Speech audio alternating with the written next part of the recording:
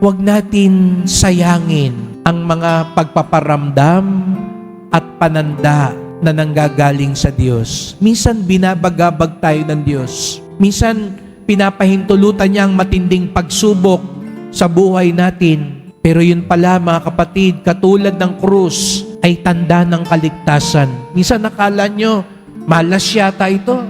Malas tong nangyari sa negosyo ko. Malas tong nangyari sa buhay ko. Hindi nangyari yung gusto ko. Pero yun pala ay bahagi ng pagkaagap ng Diyos. Alam nyo, mas maagap ang Diyos. Kaya gagawa siya ng paraan para tayo maligtas, para tayo magising, para tayo matuwid. Kaya't ipagdasal natin na sana maging bukas ang puso natin para ating tunay na maramdaman ang pagmamalasakit ng Diyos sa atin.